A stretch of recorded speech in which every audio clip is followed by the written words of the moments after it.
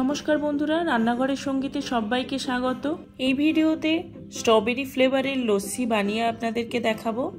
তার জন্য সবার প্রথমে আমি নিচ্ছি একটি মিক্সিং জার।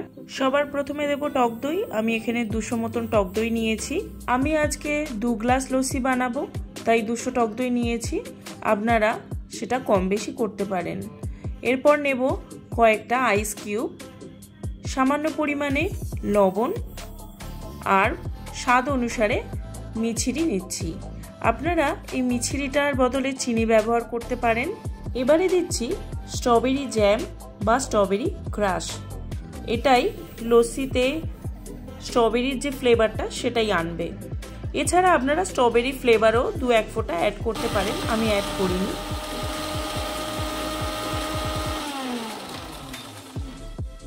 সব কিছু 1 মিনিটের জন্য মিক্সিং জারে ব্লেন্ড করে নিয়েছি। লস্যি একদম তৈরি। এবারে সার্ভ করব।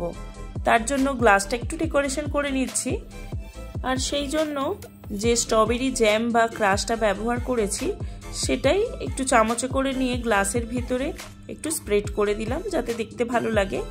ব্যাস, আমাদের গ্লাস রেডি আর লস্যিও তৈরি।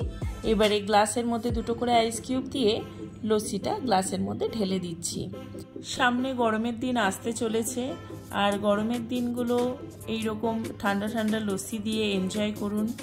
তাছাড়া দেখলেনই তো খুব কম উপকরণে কত সহজেই লস্যিটা তৈরি হয়ে গেল। আশা করি আপনারাও একবার ট্রাই করবেন। আমার ভিডিওটি ভালো লেগে থাকলে লাইক শেয়ার করবেন আর চ্যানেলটিকে সাবস্ক্রাইব করার অনুরোধ রইল। সবাইকে ধন্যবাদ।